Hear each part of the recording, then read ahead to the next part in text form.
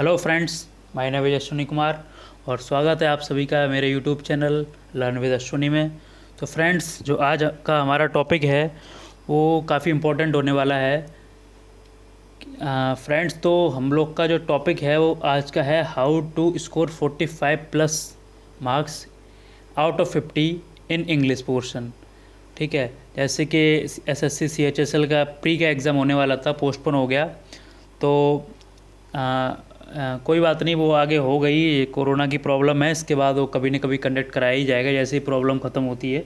तो हम लोग ये जो भी स्टूडेंट्स एसएससी सीएचएसएल की तैयारी कर रहे हैं अभी, तो उनके लिए काफ़ी बेनिफिशियल होगा, उनके लिए बोनस हो सकता है ये। और उसके अलावा जो फ्रेंड्स एसएससी की तैयारी सीजीएल की भी कर रहे हैं या एसएससी के थ्रू जो अन्य एग्ज़ाम्स कंडक्ट कराए जाते हैं उनकी तैयारी कर रहे हैं, उन सब के लिए इम्पोर्टेंट होगा। ठीक है, जो मेंस वाले स्टूडेंट्स वो भी थोड़ा बहुत आइडिया ले सकते हैं कि उनको भी काफ़ी हेल्प मिलेगी इससे। तो आइए फ्रेंड्स देखते हैं। तो फ्रेंड्स, इसमें मैं आपको इस वीडियो में 3 तरीके बताऊंगा। ठीक है, तो आप वीडियो लास्ट तक देखिए और 3 स्टेप बताऊंगा, या कह लीजिए आप केवल 3 सोर्स बताऊंगा। ठीक है, केवल आप उन 3 सोर्स को फॉलो कीजिए बस। और बिलीव मी कि अगर आप उन 3 सोर्सेज या टिप्स में बताऊंगा उनको डेडिकेटली अगर फॉलो करते हैं तो you will thank me later.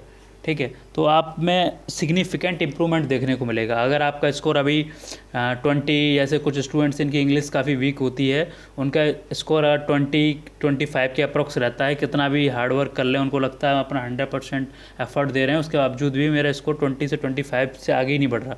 उनका स्कोर 35 प्लस आराम से पहुंचाएगा अगर जो मैं बता रहा हूँ उसको फॉलो करें वो। और जो स्टूडेंट 30-35 के अप्रॉक्स स्टक हो चुके हैं, उनको आगे मतलब उससे आगे नहीं बढ़ पा रहे, तो वो इसको वीडियो को फॉलो करने के बाद, इसके टिप्स को स्पेशली जो बताऊँ उसको डेडिकेटली फॉलो करने के बाद उनका स्कोर 40-45 प्लस पहुंच जाएगा। ठीक है, तो और ये फ्रेंड्स मैं इसलिए बोल रहा हूँ क्योंकि मैं भी खुद कई लोग की प्रॉब्लम रहती है, जैसे कि यूपी बोर्ड से रहते हैं, वो कहते हैं कि मैं हिंदी मीडियम से हूँ और मेरी इंग्लिश उतनी अच्छी नहीं है। ठीक है, कंपेयर वो सोचते हैं जो लोग इंग्लिश मीडियम से उनकी इंग्लिश ज़्यादा अच्छी रहती है वही ज़्यादा स्कोर करते हैं। ऐसा कुछ नहीं है फ्रेंड्स, मैं खुद भी यूपी बोर्ड से पढ़ा हुआ हूँ और उसके बाद ग्रेजुएशन के बाद मैंने एसएससी सीजीएल का एग्ज़ाम दिया, फर्स्ट टाइम में ही 2017 में ही दिया था। तो मैंने उसके बावजूद भी जो मैंने टिप्स खुद अपने ऊपर अप्लाई किए, मैंने खुद से जो स्ट्रेटजीज़ या कुछ भी मेथड्स जो मैंने खुद डिवाइड्स किए हैं, जो मेथड मैंने, तो उसके अकॉर्डिंग बताऊंगा मैंने उसके बाद 185 मेंस में स्कोर किया था मैंने 2017 में, जिसके थ्रू मुझे पोस्ट भी मिली एसएससी सीजीएल 2017 के थ्रू डिफेंस मिनिस्ट्री में एएसओ की पोस्ट। और उसके बाद 2018 में, जो कि मेरा कोई इरादा नहीं है आगे इसका होगा भी प्रोसेस, तो मेरा इरादा नहीं इसको करने का क्योंकि मुझे ऑलरेडी पोस्ट मिल चुकी है, तो इसका भी मैंने मेंस दिया था। तो इसमें मेरे विदाउट प्रिपरेशन, जबकि मैं ऐसे गया था, मैंने खास प्रिपरेशन नहीं की थी क्योंकि मेरा इरादा ही नहीं था ज्वाइन करने का, लेकिन मैंने चलो दे आते हैं मेंस क्या है आगे। तो 192.5 मैंने स्कोर किया था। तो मैं आपको तरीके को मिला के बताना चाह रहा हूँ कि ये मेरा 192.5 रॉ स्कोर है। उसके बाद जब नॉर्मलाइजेशन हुआ था तो मेरा स्कोर 197 पॉइंट कुछ था, और वो एग्जैक्ट याद नहीं मुझे, 196 से 197 के करीब था, तो मैंने उसको यहाँ लिखा नहीं है, मैंने रॉ स्कोर ही लिखा है। और इसमें नॉर्मलाइजेशन नहीं हुआ था तो 185 एग्जैक्ट है ये। तो फ्रेंड्स, मैं आपको इसमें तरीके, ये आपको स्कोर ये बताने के लिए है कि मतलब मैं यूपी बोर्ड का होने के बावजूद भी मतलब मैं ला सकता हूँ उतना स्कोर पहले अटैम्प्ट में ही और पोस्ट पा सकता हूँ। तो आप लोग को भी काफ़ी बेनिफिट हो सकता है। तो आप चाहें तो मेरी स्ट्रेटजी फॉलो कर सकते हैं और आपको डेफिनेटली सक्सेस मिलेगी इसमें। ठीक है फ्रेंड्स, तो आइए स्टार्ट करते हैं, बाकी मैं बताता रहूँगा चीज़ें साथ के साथ।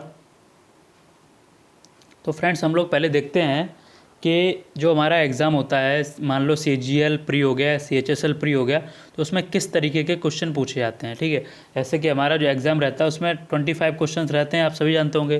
पहले 50 होते थे सीजीएल में, जब 200 क्वेश्चन आते थे प्री में, अब 100 आते हैं तो 25-25-25 चारों पोर्शन रहता है। तो 25 क्वेश्चन रहते हैं सीजीएल में और 25 क्वेश्चन सीएचएसएल में रहते हैं। तो आप 25 क्वेश्चन का ब्रेकअप देखते हैं, क्लासिफिकेशन के 25 क्वेश्चन में किस किस तरीके के क्वेश्चन आते हैं, उसी के अकॉर्डिंग हम लोग जो में ईच पार्ट होगा, ठीक है, उस पर ध्यान देंगे, उसको कैसे तैयार करें, उस प्रत्येक पार्ट पे हम लोग ध्यान देंगे। तो हमारा पहला पार्ट है जो कि 25 क्वेश्चन किस किस तरीके से, उनमें क्या क्या रहता है, इन सब के अलावा कुछ नहीं रहता। ये मैं आपको पहले बता दूं, इससे बाहर कुछ नहीं आएगा। और ये आएगा तो इसको कैसे तैयार करना है वो सारा आपको बताता हूँ। तो पहला पार्ट हमारा रहता है error detection and sentence improvement. ठीक है, तो एरर डिटेक्शन रहता है, जैसे कि जो लोग पेपर देखे होंगे, ऑब्वियस सी बात है, जहाँ तक मैं उम्मीद कर रहा हूँ जितने लोग वीडियो देखे हैं वो सारे के सारे लिस्ट पेपर तो देखे ही हैं कि CGL या CHSL का पेपर प्री का कैसे आता है। और मान लो कोई बिल्कुल एकदम नोविस है, बिगिनर है, तो वो चाहे तो पेपर कोई भी उठा के देख सकता है, 2019 का, 2018 का प्री का कोई पेपर, तो उसको और चीज़ें क्लियर हो जाएंगी। तो पेपर में क्या रहता है, एरर डिटेक्शन रहता है, 4 ऑप्शन रहते हैं, उनमें आपको एक सेंटेंस रहता है, उसको 4 पार्ट में डिवाइड कर दिया जाता है, A B C D, और D पार्ट अक्सर नो एरर वाला रहता है, और आपको डिसाइड करना रहता है इनमें से कौन सा किस में एरर है पार्ट में, ठीक है, या नो एरर है। सेंटेंस इंप्रूवमेंट में क्या रहता है, सेंटेंस इंप्रूवमेंट में एक सेंटेंस आपको दिया रहेगा, उसमें एक पर्टिकुलर पोर्शन, एक आपको सेंटेंस का अंडरलाइन कर दिया जाएगा, और नीचे 4 ऑप्शन दिए रहेंगे A B C D, और आपको पहचानना रहेगा उनमें से जो सेंटेंस का जो पोर्शन अंडरलाइन किया गया है उसका जो 4 पार्ट अंडरलाइन करके उसको सही किस तरीके से किया जा सकता है। ए में दिया उस तरीके से, बी में दिया उस तरीके से, सी में दिया है, या फिर कोई इंप्रूवमेंट नहीं, इस तरीके से मतलब रहता है। और दूसरा हमारा रहता है ईडियम्स एंड फ्रेजेस।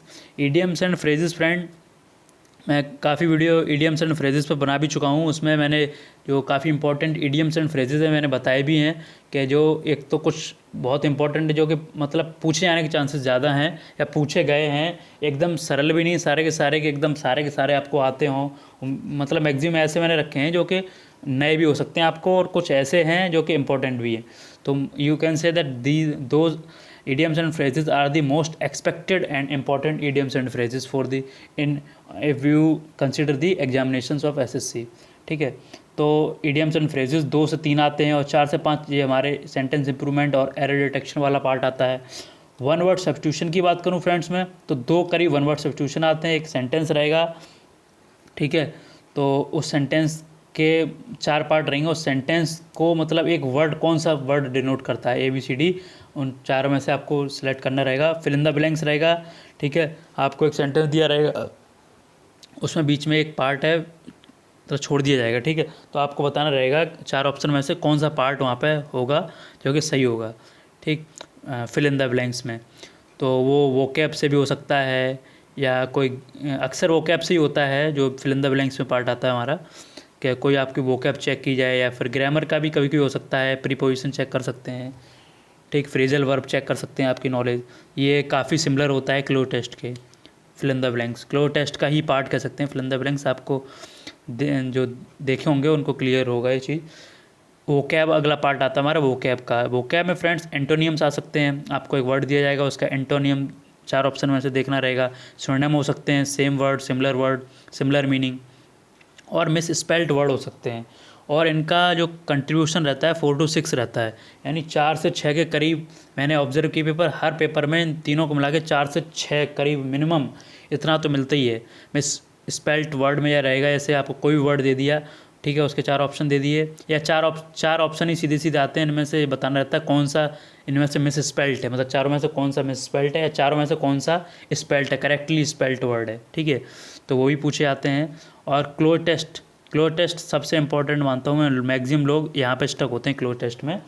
तो इसमें क्या रहता है, पैराग्राफ रहता है, उसमें बीच बीच में कहीं पे भी कोई सेंटेंस के बीच में कोई भी वोकैब गायब कर दी जाती है, कोई प्रीपोजिशन गायब कर दिया जाता है, तो उसके लिए वहाँ क्लो टेस्ट वो होता है। 5 आते हैं एग्ज़ाम में, पहले RC आता था, अब RC कम पूछ रहे हैं, रीडिंग कंप्रेहेंशन RC मतलब, तो उसमें एक पैसे रहता था, उसके आंसर देने रहते थे, क्वेश्चन देख के वो ईजी होता था कंपैरेटिवली इसके क्लो टेस्ट के कंपेरिजन में। अब हमारा अगला पोर्शन है सेंटेंस रीअरेंजमेंट। सेंटेंस रीअरेंजमेंट में फ्रेंड्स ये हमारे कोई भी एक सेंटेंस रहता है, कभी कोई छोटा रहता है सेंटेंस, 2-3 लाइन का हो सकता है वो, कभी कोई 4-5 लाइन का रहता है, PQRS में उसको तोड़ देते हैं, PQRS, ठीक है, उनमें बताना रहता है कि मतलब उसको PQRS फॉर्म में अरेंज करना रहता है। ठीक है, आप लोग जानते होंगे, मतलब उसको अरेंज करना रहता है सेंटेंस को, कौन सा करेक्ट ऑर्डर होगा। फिर आता हमारा वॉइस, एक्टिव पैसिव वॉइस। पहले नहीं पूछे जाते थे, लेकिन अब ये भी पूछे जा रहे हैं पिछले 1-2 साल से काफ़ी, मतलब 1-2 क्वेश्चन प्री में रहता ही रहता है। नरेशन, डायरेक्ट इनडायरेक्ट, उसमें ये भी पूछे आने लगे हैं अब, पहले नहीं पूछे जाते थे। ये दोनों पोर्शन अब पूछे आने लगे हैं। और सेंटेंस रीअरेंजमेंट, ये तीनों अब पूछे आने लगे हैं, पहले इतना नहीं पूछे जाते थे। तो नरेशन में 1-2 डायरेक्ट इनडायरेक्ट के क्वेश्चन भी रह सकते हैं। इस तरीके से हमारा टोटल 25 क्वेश्चंस रहते हैं। ठीक है, इसके अलावा कुछ भी बाहर से नहीं पूछा जा सकता है। ठीक है, तो अभी तक तो यही पूछा जा सकता है, अभी तक तो यही पूछा जाता है, आगे का पता नहीं। लेकिन अभी तक जितने भी एसएससी के पेपर हुए हैं, इससे बाहर कभी कुछ नहीं पूछा गया है। और भविष्य का कुछ पता नहीं, एसएससी कुछ भी नई चीज़ इनकॉर्पोरेट कर सकती है, कुछ भी नया चीज़ शामिल कर सकती है। ठीक है फ्रेंड्स, तो अब देखते हैं इनको एक एक पोर्सन को हम लोग कैसे तैयार करें। ठीक है फ्रेंड्स, तो आइए चलते हैं नेक्स्ट स्लाइड पर। ये फ्रेंड्स हमारे कुछ सोर्सेज हैं यार, 3 स्टेप में बताऊंगा, केवल आप इनको फॉलो करिए।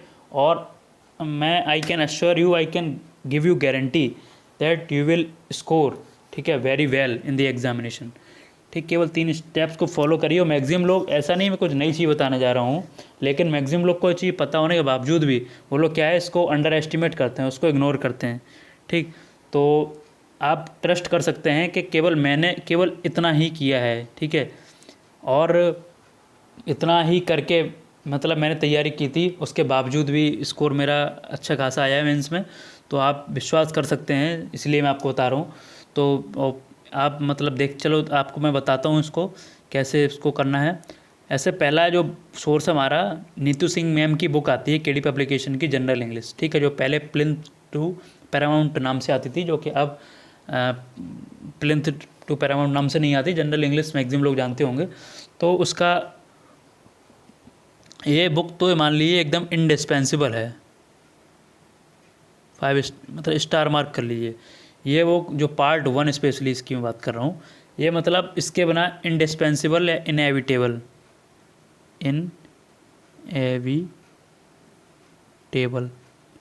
ठीक, ENEVITABLE, इनएविटेबल फ्रेंड्स होता है एक, वो कैब भी समझ लीजिए आप अपने लिए।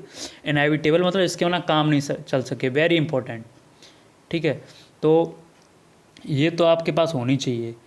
ठीक, तो इस बुक में क्या है, इस बुक से मैं बताता हूँ आपको क्या कवर होगा। आप इस बुक में ग्रामर के जितने भी पोर्शन रहता है, ग्रामर का इसमें पूरा पोर्शन आपका कवर हो जाएगा। इसमें सारे आपके आर्टिकल हो गए, नाउन प्रोनाउन हो गया, वर्ब हो गया। ठीक है, सारे के सारे इतने भी ग्रामर की जितने भी एग्जाम पूछे जा सकते हैं, उतने एडजेक्टिव हो गया, वर्ब हो गया, क्वेश्चन टैग हो गया, सारे के सारे इसमें पूरे टॉपिक दिए हुए हैं जो ग्रामर में error detection and sentence improvement में आपसे पूछे जा सकते हैं। सारे के सारे टॉपिक इसमें कवर हैं और काफ़ी अच्छे तरीके से कवर किए गए हैं। काफ़ी बढ़िया बुक बनाई है मैम ने। तो इसका पार्ट 1 है, जो अब तो खैर पार्ट 1 और पार्ट 2 एक साथ आने लगे हैं, तो वो एक बुक आप ले सकते हैं कंसोलिडेटेड। उसमें ग्रामेटिकल पोर्शन है। आप कोई भी क्या करना है इसको पढ़ने के लिए, आप कोई भी मतलब टॉपिक उठाना है। जैसे पहला के टॉपिक है वर्ब, ठीक है, वर्ब बेसिक, आपने मतलब उठाया वर्ब बेसिक। ठीक, तो वर्ब बेसिक उठाया, उसके बाद पहले वर्ब बेसिक के रूल पढ़िए, each and every rule very diligently, very मतलब काफ़ी ध्यान लगा के, ठीक है, काफ़ी ध्यान से एक एक लाइन एकदम ढंग से, एक एक उसका एप्लीकेशन, केवल इतना करना है। लेकिन जितना भी करना है इसका ध्यान रखना, काफ़ी ढंग से करना है, बस ये की है। ठीक है, लेस इज़ मोर का आपने कंसेप्ट सुना होगा। ठीक, लेस इज़ मोर, बस उतना, ये कंसेप्ट काफ़ी इंपॉर्टेंट है, हर जगह अप्लाई होता है। ठीक है, तो आप इसी लेस इज़ मोर कंसेप्ट पर काम करिए। इतना ही पढ़िए, केवल ग्रामर जितना बता रहा हूँ इसकी ग्रामर पढ़िए। उसके बाद पढ़ के टॉपिक पढ़ के एक एक रूल अच्छे से पढ़ के, जैसे नाउन पढ़ रहे हैं तो उसका एक एक रूल अच्छे से पढ़ के, इतने भी रूल हैं, ठीक है, एग्जाम्पल के साथ। उसके बाद उसकी एक्सरसाइज लगाई हुई पीछे दी गई है। ठीक है, एक्सरसाइज लगाई, उसमें कुछ प्रीवियस ईयर के भी क्वेश्चन डाले गए हैं, लेटेस्ट भी डाले गए हैं। अगर अपडेटेड आपके पास बुक होगी तो लेटेस्ट भी बुक उसमें क्वेश्चन रहते हैं, और कुछ खुद के बनाए हुए रहते हैं क्वेश्चन मैम के। तो आप इस बुक को आप फॉलो कर सकते हैं और ढंग से इसको पढ़ लीजिए केवल। ठीक है, पार्ट 1। तो इससे आपका क्या कवर होगा मैं बता रहा हूँ, केवल इससे, जो कि आप केवल मैम की जो बुक है ग्रामर, केवल ग्रामर कर लेंगे, उससे आपका क्या कवर होगा मैं बता दे रहा हूँ इधर। अगर आप ये बुक कर लेते हैं ढंग से, मतलब ढंग से, ठीक है, उसको पूरे रूल्स पढ़ के, उसके बाद पूरी एक्सरसाइज उसकी लगा के, ठीक, तो और मेन चीज़ और जो आपको ध्यान रखनी होगी, जो कि बहुत इंपॉर्टेंट है, जो मैक्सिमम लोग नहीं करते हैं, रिवीजन।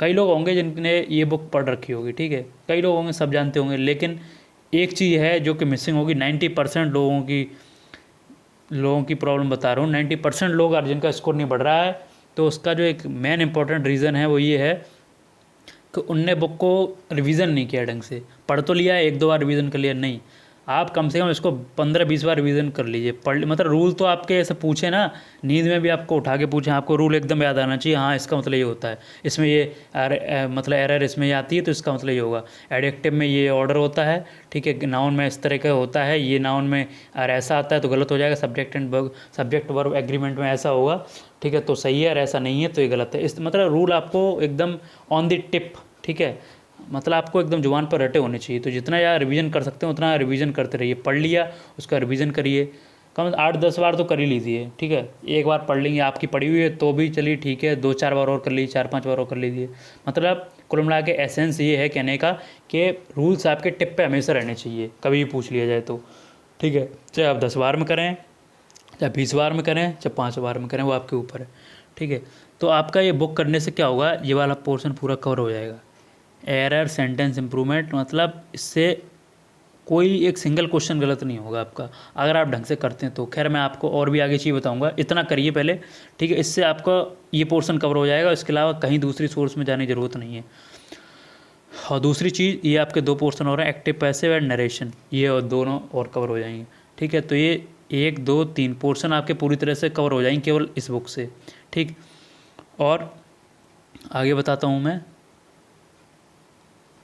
और मैम का अब तो दोनों पार्ट एक साथ आने लगे हैं, और दूसरा पार्ट भी है, और मान लो किसी के पास अलग से है तो दूसरा पार्ट भी मतलब पढ़ लीजिए। दूसरा पार्ट में क्या है, या दोनों एक ही बुक हैं तो उनके लिए भी एक ही चीज़ बता रहा हूँ मैं, कि दूसरा पार्ट आप ढंग से देख लेंगे तो उसमें कैसे क्या कवर होगा बता रहा हूँ मैं।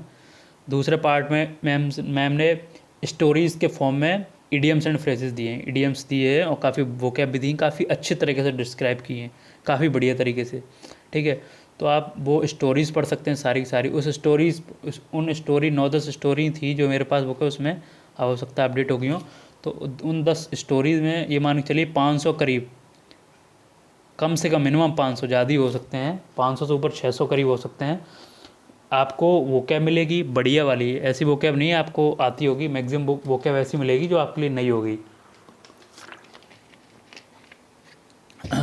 तो और उसके अलावा आपको ईडियम्स मिलेंगे। उसके बाद आगे और ईडियम दिए हैं, अलग अलग क्लासिफिकेशन किया गया ईडियम्स का, वो दिए हैं। मतलब ईडियम्स का आपका मैक्सिमम पोर्शन ये कवर कर देगी, जो आपका दूसरा पार्ट है जो बुक का।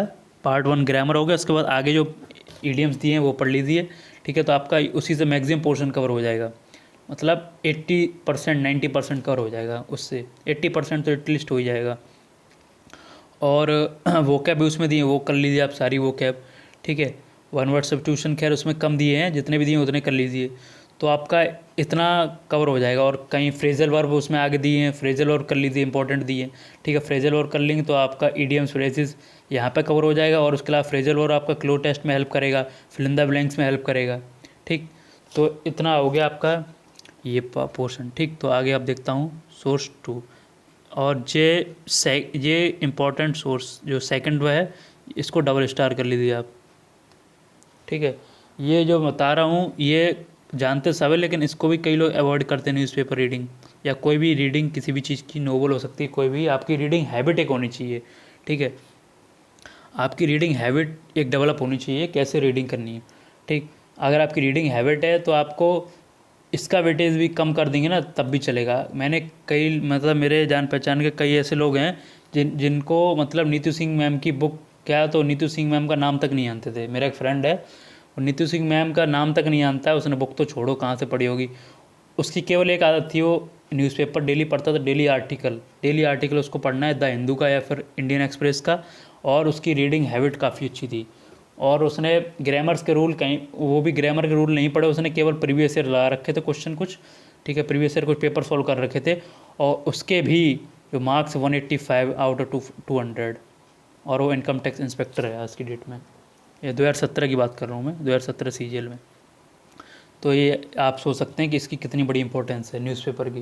न्यूज़पेपर अब हो सकता है आप लोग के लिए मतलब और लगता हो स्टार्टिंग में, तो न्यूज़पेपर पढ़िए, मतलब इंटरेस्टिंग न्यूज़ से शुरुआत करिए। ऐसे टाइम्स ऑफ इंडिया ले लीजिए, नई इंडियन एक्सप्रेस, द हिंदू पढ़ रहे हैं तो उसमें इंटरेस्टिंग न्यूज़ पढ़िए, स्पोर्ट्स की पढ़िए, बॉलीवुड की पढ़िए। मेन चीज़ है आपको रीडिंग हैबिट डेवलप होनी चाहिए, ठीक है। आपकी रीडिंग हैबिट डेवलप है तो देखिए आपको, मतलब न्यूज़पेपर आपने 2-4 महीने ढंग से पढ़ लिया, भले ही थोड़ा थोड़ा पढ़ा, 2-3 हेडिंग से स्टार्ट करिए, ठीक है। धीरे धीरे बढ़ाइए, फिर उसके बाद जब आप एकदम अच्छे हो जाएं, जो इंटरेस्टिंग न्यूज़ वगैरह तो आप आराम से पढ़ ले रहे हैं, इंटरेस्टिंग नोवेल आराम से पढ़ लीजिए, पढ़ ले रहे हैं, तो उसके बाद फिर क्या करिए, आप आगे जाइए, थोड़े आर्टिकल पे पहुंचिए, ठीक है। इस तरीके से इम्प्रूवमेंट करिए। तो देखिए बताता हूँ मैं इसको आपको कि न्यूज़पेपर से आपका क्या क्या कवर हो सकता है, कितना पोर्शन मतलब आपका अच्छा हो सकता है। तो देखिए न्यूज़पेपर पढ़ने से कितना आपको फ़ायदा होगा मैं बता रहा हूँ। सबसे इम्पॉर्टेंट है क्लो टेस्ट, जो कि मैक्सिमम लोग को मैं देखता हूँ, मैक्सिमम लोग का जो एक्लीज़ हील है, ठीक है, यानी कमज़ोर पहलू, वीक पॉइंट, जो एक्लीज़ हील, ये भी एक ईडियम है। तो जो क्लो टेस्ट है ना, मैक्सिमम लोग का ये एक्लीज़ हील होता है, ठीक है। कई लोग मतलब यहाँ पे मात खा जाते हैं। तो आप न्यूज़पेपर पढ़ रहे हैं, आपकी रीडिंग हैबिट अच्छी है, आपको सेंस अच्छा है चीज़ों का, मतलब इंग्लिश का सेंस है, इंग्लिश इज़ अ लैंग्वेज, ठीक है। आप उसको सेंस करना आना चाहिए, उसके मतलब समझ में आना चाहिए, तो आप क्लोज टेस्ट आसानी से कर ले जाएंगे। 5 नहीं तो 5 में से 4 तो आपके सही हो ही जाएंगे आराम से, ठीक है। और आरसी भी आराम से आएगा, आरसी तो आप आरसी भी आराम से कर ले जाएंगे, ठीक है। तो क्लोज टेस्ट जो कि कई लोग के लिए प्रॉब्लम बन जाता है, वो केवल और केवल न्यूज़पेपर और रीडिंग हैबिट से ही ठीक हो सकता है। बाकी कितना भी आप कुछ कर लीजिए, कितना भी रूल याद कर लीजिए, कितना भी ग्रामर की बुक पढ़ लीजिए, कितने भी प्रीवियस ईयर कर लीजिए, कभी क्लो टेस्ट नहीं सुधरने वाला जब तक आपकी रीडिंग हैबिट अच्छी नहीं होगी। दैट्स इट, आपकी रीडिंग हैबिट अच्छी होनी चाहिए बस। और उसके बाद दूसरा, न्यूज़पेपर से क्या फ़ायदा होगा, सेंटेंस रीअरेंजमेंट, ये भी इसी का पार्ट है। अगर आपकी रीडिंग हैबिट अच्छी है तो आप तुरंत इसको रीअरेंज कर ले जाएंगे, वरना आप कितना भी रूल रटते रहिए कोई फ़ायदा नहीं है। आपने रट के देख लिए होंगे, कोई इंप्रूवमेंट नहीं होगा। तो आप सेंटेंस रीअरेंजमेंट अगर अच्छा करना चाहते हैं तो उसके लिए PQR जिसको बोलते हैं, उसके लिए आपकी रीडिंग हैबिट अच्छी होनी चाहिए। रीडिंग हैबिट आपकी अच्छी है, आप पढ़ेंगे सेंटेंस तुरंत फटाफट फटाफट एकदम कर्सरी निगाह से पढ़ेंगे, ठीक है। और उसके बाद तुरंत देखेंगे अच्छा ये बी इधर होगा, CD, बस 2 भी आपको 3 भी मिल गए ना, ऑप्शन देख के तुरंत टिक मारेंगे। मैं कह रहा हूँ आपको 20-30 सेकंड से ज़्यादा नहीं लगने कि एक सेंटेंस रीअरेंजमेंट, वो भी बड़ा वाला करने में, छोटा वाला तो और जल्दी हो सकता है, ठीक है। 20-30 सेकंड मैक्सिमम है, ठीक है। वो रीडिंग हैबिट से आएगा, इसलिए न्यूज़पेपर या रीडिंग हैबिट आपके लिए इंपॉर्टेंट है। फिर आते हैं फिल इन द ब्लैंक्स। जब आपका क्लोज टेस्ट अच्छा है तो automatically fill in the blanks अच्छा हो जाएगा, क्योंकि क्लोज टेस्ट का ही पार्ट है fill in the blanks. Cloze test में पूरा एक पैराग्राफ रहता है, इसमें आपको फिल इन द ब्लैंक्स करना रहता है। फिल इन द ब्लैंक्स में क्या क्या रहता है कि आपको एक लाइन मिलेगी, उसमें मतलब आपको वर्ड भरना होगा, क्या सही है क्या गलत, ठीक है। और न्यूज़पेपर पढ़ने से आपका एरर डिटेक्शन वाला पोर्शन और सही होगा। आपको हो सकता है कई बार रूल याद नहीं आते हो, कई बार लग रहा होगा इसमें तो साला कोई, इसमें तो कोई रूल लग ही नहीं रहा है, ठीक है, इसमें तो कुछ रूल समझ में नहीं आ रहा है, ठीक है, क्या रूल अप्लाई होगा। तो ऐसी कंडीशन में क्या करेंगे आप कि आपकी रीडिंग हैबिट अच्छी है, ठीक है, आप न्यूज़पेपर पढ़ते हैं, तो आपको बिना रूल का कोई याद आए भी आप क्या करेंगे, उसको कर लेंगे। कहीं ना कहीं 4 ऑप्शन में से बी ऑप्शन में गलती है, आप अपने आप उसको आइडेंटिफाई कर लेंगे अगर आपकी रीडिंग हैबिट अच्छी है तो, ठीक।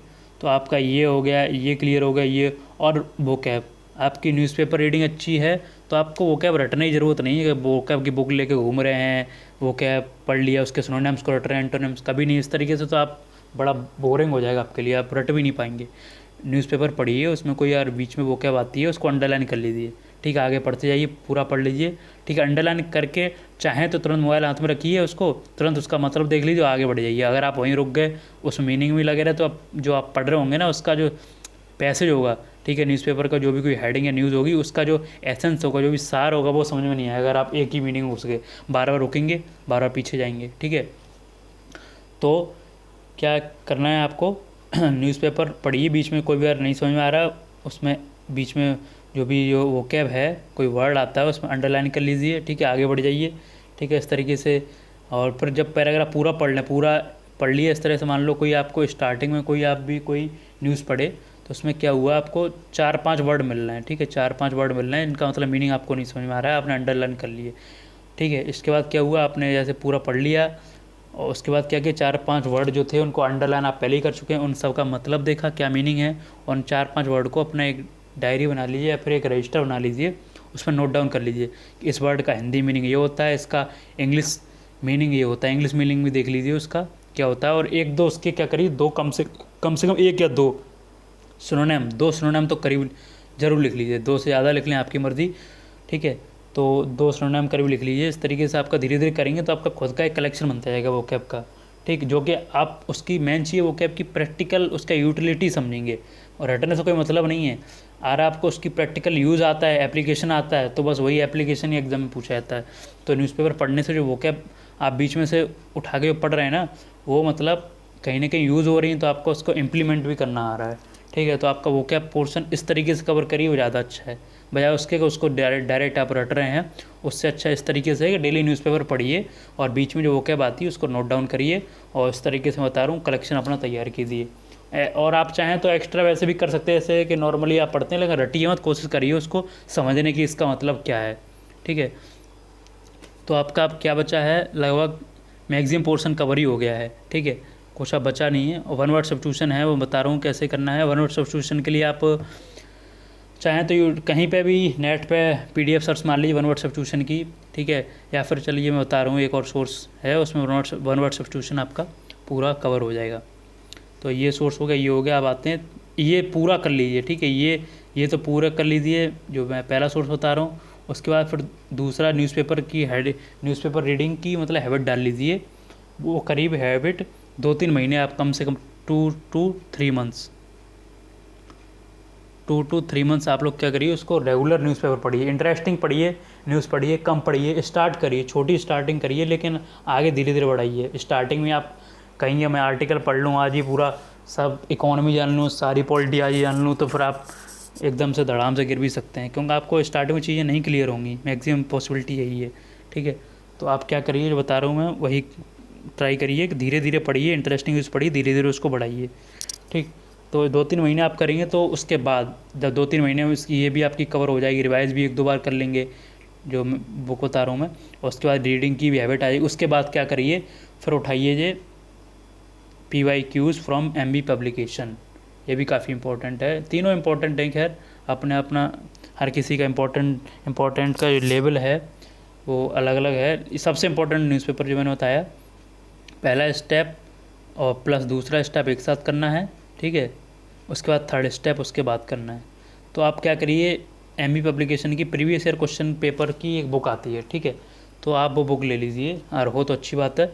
उसमें फिर क्या करिए, क्योंकि SSC क्या करता है, मैक्सिमम क्वेश्चंस हैं, कई बार मैंने देखा है रिपीट करता है, ठीक है, मैक्सिमम क्वेश्चन क्या करता है, वो रिपीट करता है,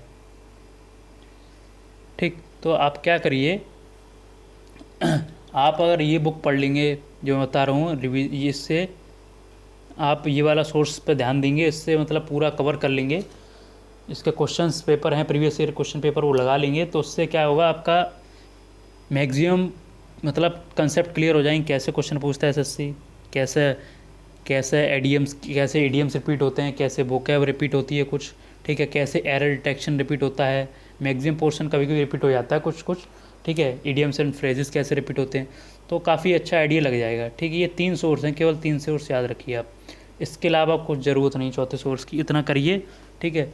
इतना करने से आप देखिए MB पब्लिकेशन करेंगे तो आपके बाद क्या होगा, ये आपका जो रिवीजन है ना, बुक से पढ़ चुके हैं, ठीक है, उसका रिवीजन आपका हो भी चुका है, फिर क्या होगा, उसका एप्लीकेशन बार बार कुछ करने की ज़रूरत नहीं है, बस एरर करिए उससे, मतलब पूरे प्रीवियस ईयर क्वेश्चन पेपर लगाइए, और जहाँ गलती हो तुरंत बुक उठा के देख लीजिए मैम की कि इसमें कौन सा पोर्शन में हमारा नाउन में गलती है, तो रिवाइज़ कर लीजिए उसको, ठीक।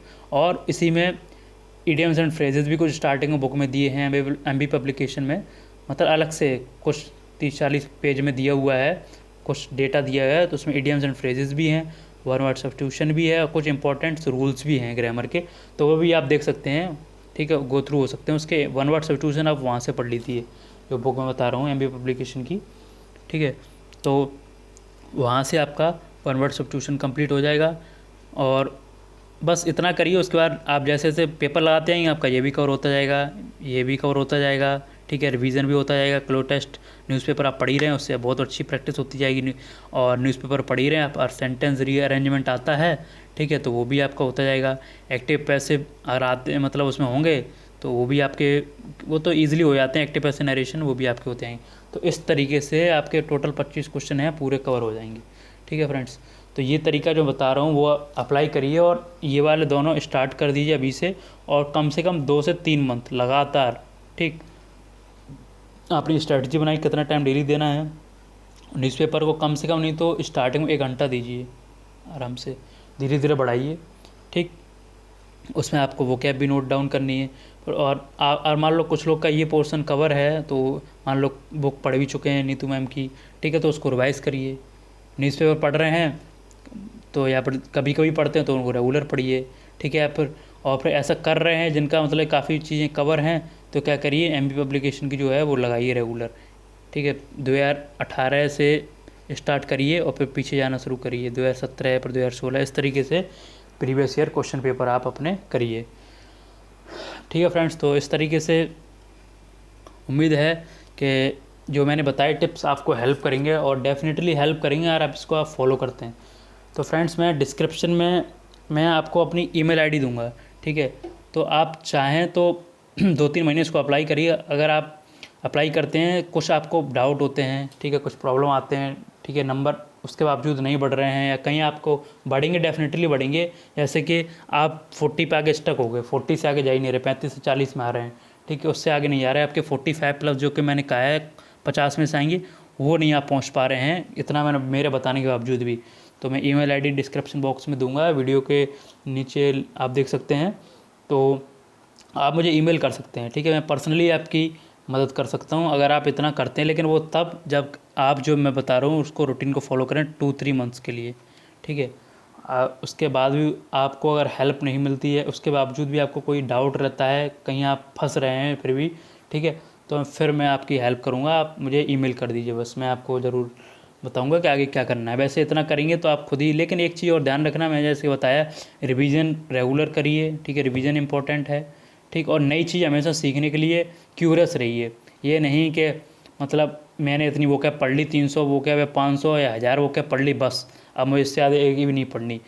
ये समझ लीजिए कि मुझे अब तो न्यूज़पेपर पढ़ने की दिक्कत होती नहीं है, शायद ही कभी आर्टिकल पढ़ता हूँ तो 1-2 वोकैब ऐसी मिल जाती जो कि मुझे नहीं समझ में आया, वरना मतलब मैक्सिमम वो मतलब पूरा क्लियर आर्टिकल मुझे समझ में आ जाता है अब, ठीक है। तो धीरे धीरे टाइम लगता है, लेकिन आज भी मुझे 1-2 वोकैब अब भी मिलती है ना, मैं इतने 4-5-3 साल हो गए करीब मुझे, 2017 मैंने एसएससी दिया, तब भी आए भी मुझे 1-2 वोकैब मिल जाती है। तो मतलब मैं आज भी क्या करता हूँ, उनको नोट डाउन आज भी करता हूँ, मुझे 3 साल हो गए, ठीक है। तो आप एक हैबिट में डाल दीजिए, आप अपनी हैबिट में डाल लीजिए इंग्लिश, भागिए मत इससे, और भागेंगे तो फिर आपको दिक्कत होगी, ठीक है। आप उसको इंटरेस्ट लीजिए, इंग्लिश वैसे भी आजकल इतनी इंपॉर्टेंट लैंग्वेज हो गई है, ठीक है।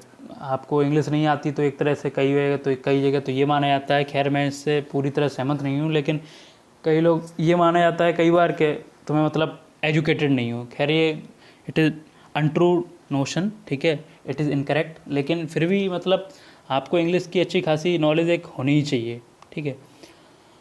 तो फ्रेंड्स आई होप कि आपको वीडियो पसंद आया होगा, और मैं ये चीज़ और ध्यान रखिए, आप कंसिस्टेंट रहिए, ठीक है। जो काम कर रहे हैं उसको कंसिस्टेंसी के साथ करिए। स्टार्टिंग आप बोर भी हो सकते हैं, कुछ भी हो, लेकिन लगे रहिए, ठीक है। आपको कैसे उसको इंटरेस्टिंग बनाना है वो आप पर डिपेंड करता है। इंटरेस्टिंग बनाने की कोशिश करिए प्रोसीजर को, और हैव पेशेंस, थोड़ा धैर्य रखिए, 2-3 महीने काम करिए, आपको definitely you will get the results, okay. Hard work always page of, ठीक है, keep this thing in your mind. So thank you. आपको लेक्चर पसंद आया तो प्लीज़ लाइक करिए और शेयर करिए अपने फ्रेंड्स को। आगे आप भी कोई, अगर आप आगे कोई वीडियो चाहते हैं किसी पर्टिकुलर टॉपिक पे बनाऊँ मैं, किसी, ठीक है, किसी ग्रामर पे बनाऊँ, किसी भी कोई भी टॉपिक हो, ठीक है, किसी भी चीज़ बनाना हो टॉपिक, या कोई भी आपकी हेल्प हो किसी भी ऐसे के आगे, मेंस के लिए कैसे स्कोर करें अच्छा 170 प्लस स्कोर कैसे करें, कोई भी आपकी हो तो आप कमेंट में लिख सकते हैं, या आप ईमेल आईडी है तो उस पर ईमेल कर सकते हैं, और मेरे चैनल को सब्सक्राइब करिए। सो फ्रेंड्स थैंक यू, मिलते हैं अपने नेक्स्ट वीडियो में। Till then take care, bye bye.